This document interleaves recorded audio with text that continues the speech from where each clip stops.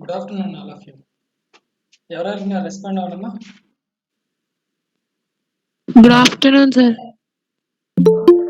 Good afternoon, sir. Good afternoon, sir. Good afternoon, sir. Good afternoon, sir. Good afternoon. So Good afternoon, sir. Last క్లాస్లో okay good afternoon all of you. సరే, last లెక్చర్లో మనం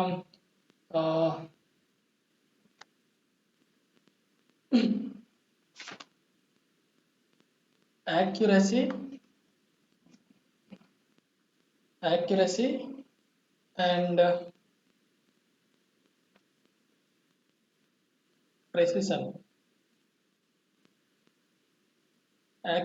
precision కోసం మాట్లాడుకున్నాం. So next one ఏంటంటే sensitivity and resolution. Sensitivity అలాగే resolution అంటే ఏంటో. సెన్సిటివిటీ అంటే సున్నితత్వం,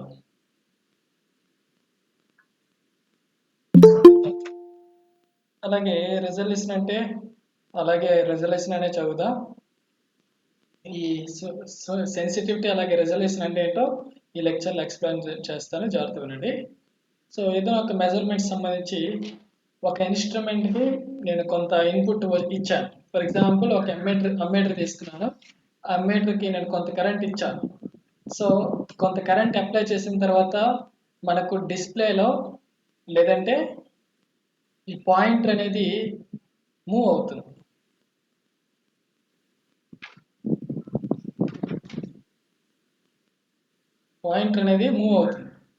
అయితే ఇక్కడ అప్లై చేసిన ఇన్పుట్ కరెంట్కి అనుగుణంగా ఎంత మూవ్ అయింది అనేది మనం సెన్సిటివిటీని బేస్ చేసుకొని డిఫైన్ చేయొచ్చు.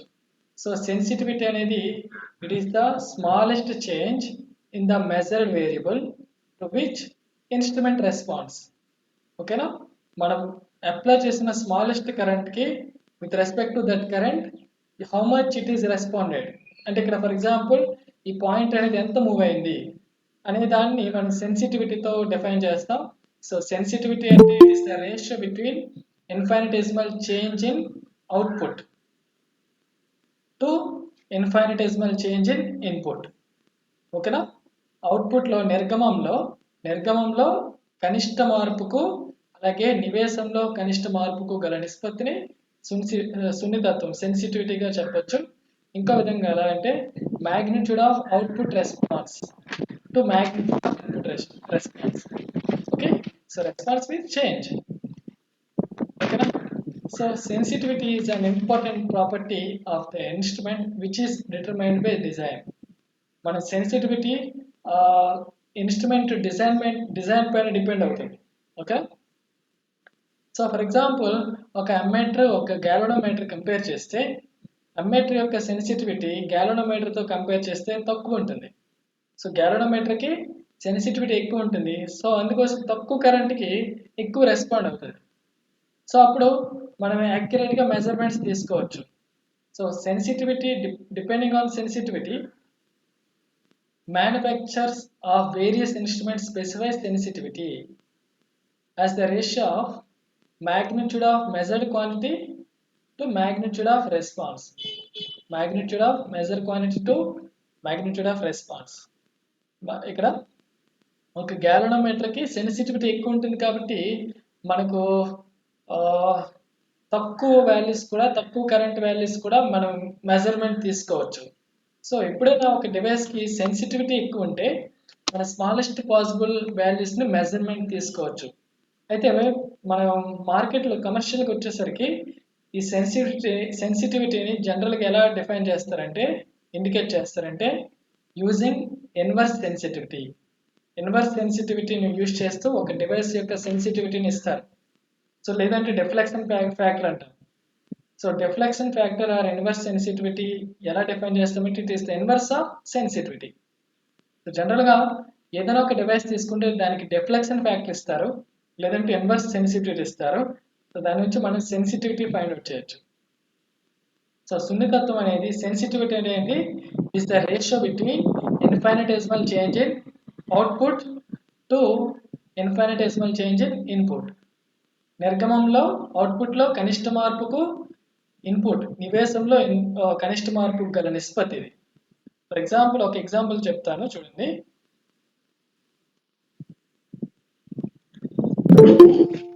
ఒక ఎగ్జాంపుల్ తీసుకుందాం. ఒక అమ్మీటర్ తీసుకున్నాను. ఆ అమ్మీటర్ అనేది 1 ampere చేంజ్కి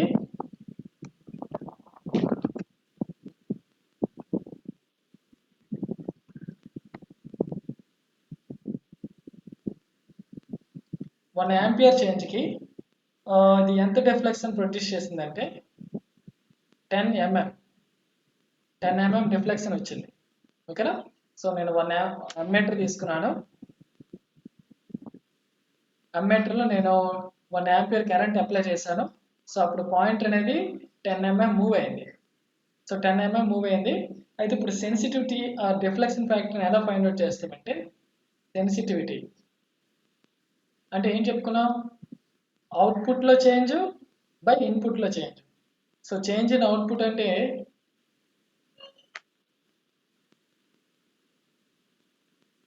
change in output by change in input. So ఇక్కడ అవుట్పుట్లో చేంజ్ ఎంత వచ్చింది? 10 mm వచ్చింది. సో 10 mm బై ఇన్పుట్లో చేంజ్ ఎంత ఇచ్చాం? 1 ఆంపియర్. 0 నుంచి 1 ఆంపియర్ ఇచ్చాం. So 1 ampere. That means 10 mm per ampere. So this is the sensitivity. ఇది సెన్సిటివిటీ అవుతుంది. అదే డిఫ్లెక్షన్ ఫ్యాక్టర్ కావాలంటే డిఫ్లెక్షన్ ఫ్యాక్టర్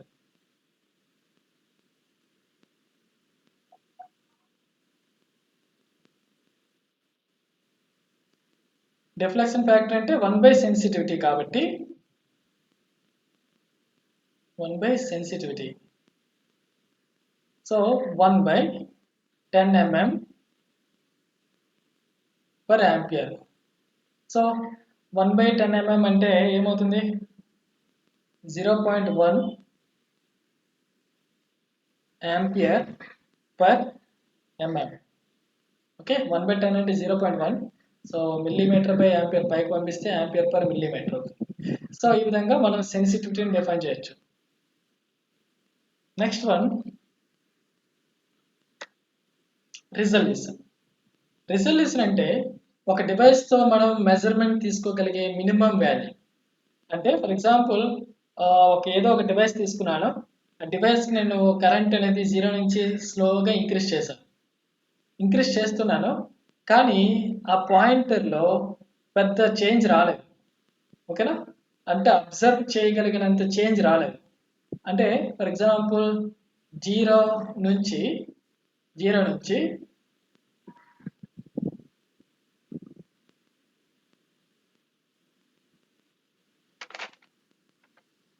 నుంచి కరెంట్ని నేను స్లోగా ఇంక్రీజ్ చేశాను.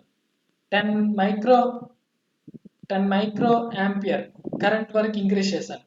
అప్పుడు ఈ పాయింట్ అనేది 0 నుంచి ఇక్కడ మూవ్ అయింది. ఓకేనా? సో మినిమం వాల్యూ మనకు మినిమం స్కేల్ డివిజన్ అనేది ఈ విధంగా ఉంది కాబట్టి సో 0 నుంచి 10 మైక్రో ఆంపియర్ వరకు పెంచినంత వరకు ఇది 0 వరకే ఉంటుంది. అంటే పెద్ద అబ్జర్వ్ చేయలేము ఆ చేంజ్ని. ఓకేనా?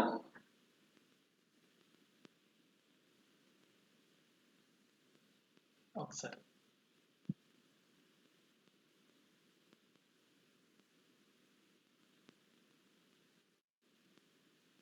ఈ పాయింటర్ని మనం 0 నుంచి అలా ఇంక్రీజ్ ఇక్కడ 0 పాయింట్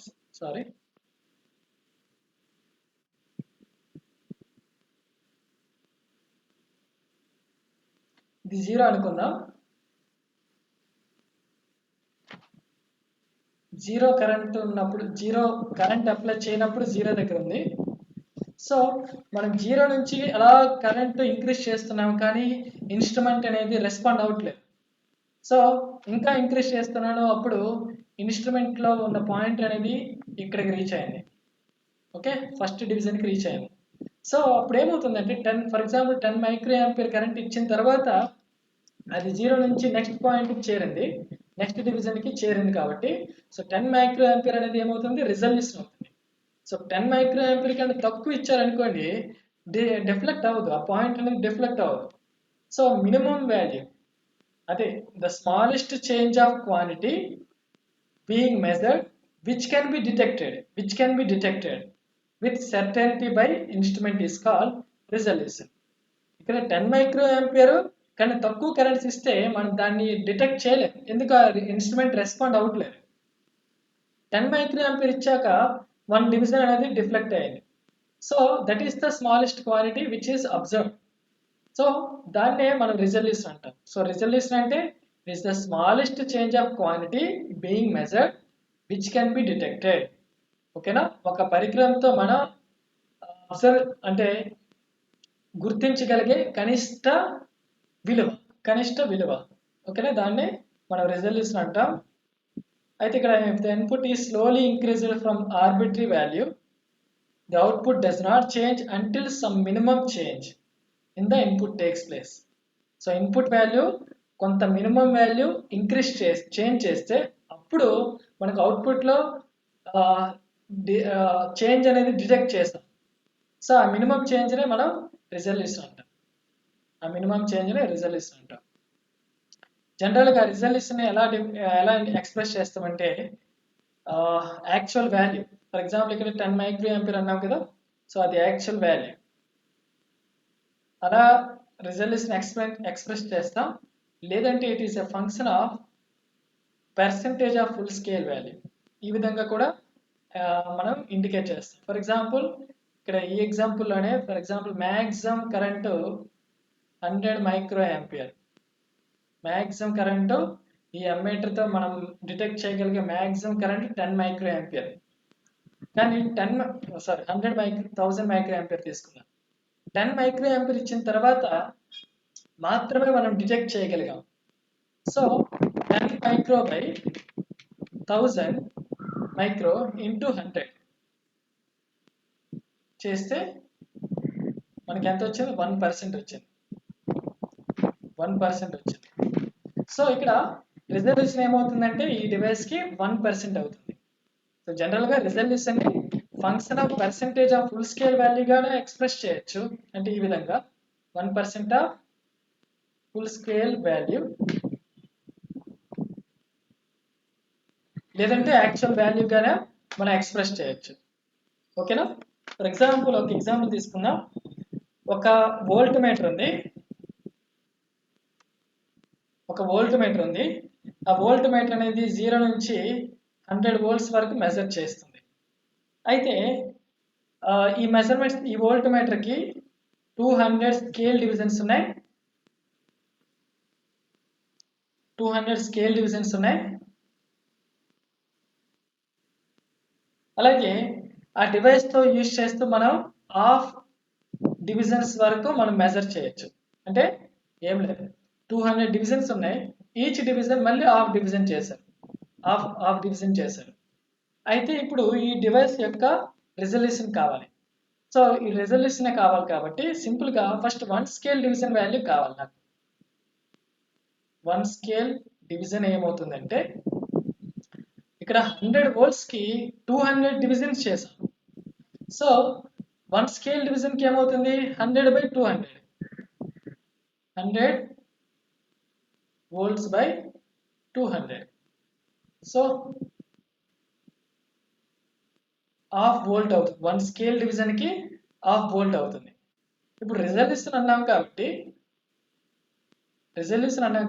ఇక్కడ resolution half division. So half into but 1 division equals to half volt. Okay, 1 scale division equals to half volt వచ్చింది. కానీ మన రిజల్యూషన్ ఏమని ఇచ్చాడు? హాఫ్ డివిజన్ వరకు మనం అబ్జర్వ్ చేయొచ్చు. So half into half volt అంటే 1/4 వోల్ట్ అంటే 0.25 వోల్ట్స్. సో 0.25 వోల్ట్స్ ఇస్తే మనకు ఏమవుతుందంటే ఇది ఫుల్ డివిజన్, ఇది హాఫ్ డివిజన్. ఓకే, ఇది ఫుల్ అంటే స్కేల్ డివిజన్. ఇది దీంట్లో మళ్ళీ ఆఫ్ చేశాను, హాఫ్ డివిజన్ వరకు అబ్జర్వ్ చేయొచ్చు కాబట్టి. సో మనకు 0 వోల్ట్ అప్లై చేసినప్పుడు పాయింట్ అనేది ఇక్కడ ఉంటుంది. 0.1 ఇచ్చాను, డివిజన్ పాయింటర్ అనేది మారదు, డిఫ్లెక్ట్ అవ్వదు. 0.2 ఇచ్చాను, అప్పటికి పెద్ద నోటీస్ చేయలేము ఆ డిఫ్లెక్ట్స్ని.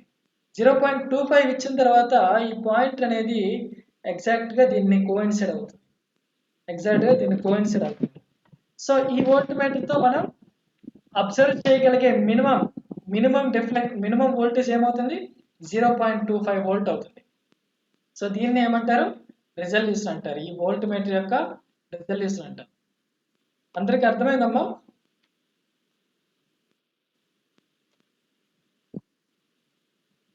చెప్పింది అందరికి అర్థమైందా?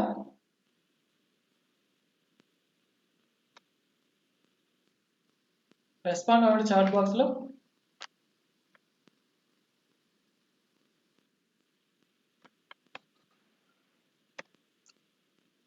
లాస్ట్ క్లాస్ లో మనం యాక్యురసీ కోసం మాట్లాడాం. యాక్యురసీ అంటే ట్రూ వాల్యూకి మనం మెజర్డ్ వాల్యూ ఎంత దగ్గరగా ఉంది అనే దాన్ని ఇండికేట్ చేస్తుంది. ఆ తర్వాత ప్రెసిషన్ చెప్పుకున్నాం. ప్రెసిషన్ అంటే ఈ మెజర్మెంట్స్ అనేవి ఒకదానికొకటి ఎంత క్లోజ్గా ఉన్నాయి. ఓకే, ఈ ప్రెసిషన్ అనేది క్లోజ్నెస్ ఆఫ్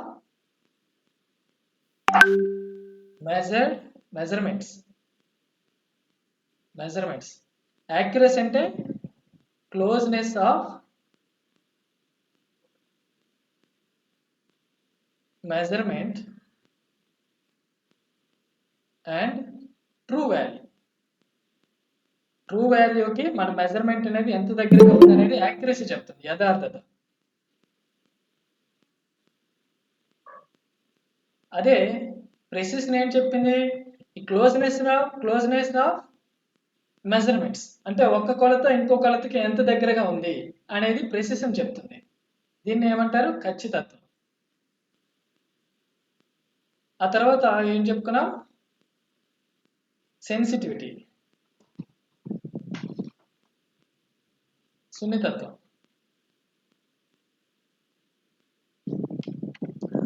సున్నితత్వం ఏం చెప్తుందంటే మన ఇన్పుట్కి అవుట్పుట్లో ఎంత చేంజ్ వస్తుంది అంటే ratio between change in output to change in input. అంటే ఇన్పుట్కి అప్లై చేసిన తర్వాత అవుట్పుట్లో ఎంత చేంజ్ వస్తుంది అనే దాన్ని సెన్సిటివిటీ ఇస్తుంది. ఆ తర్వాత రిజల్యూషన్ అంటే మినిమం వాల్యూ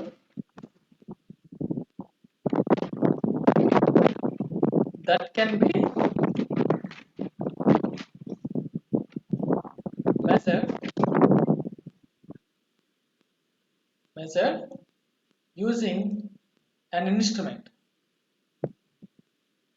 ఒక ఇన్స్ట్రుమెంట్ తో మనం మెజర్మెంట్ తీసుకోగలిగే మినిమం వాల్యూ. ఓకేనా? సో ఆ మినిమం వాల్యూ ఇస్తేనే మనం డిఫ్లెక్షన్ అనేది అబ్జర్వ్ చేయగలం. ఓకేనా? So this is all about basics of measurement. ఒక మెజర్మెంట్ తీసుకునేటప్పుడు ఈ బేసిక్స్ అనేవి మనకి 4 ఇంపార్టెంట్. సో అందరికి అర్థమైందమ్మా? ఏమైనా డౌట్స్ ఉన్నాయా? స్క్రీన్ షాట్స్ తీయండి అందరూ, కొంతమంది తీసి గ్రూప్లో పెట్టండి.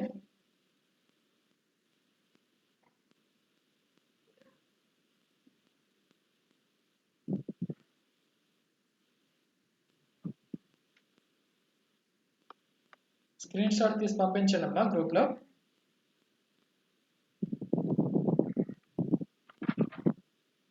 Thank you all of you.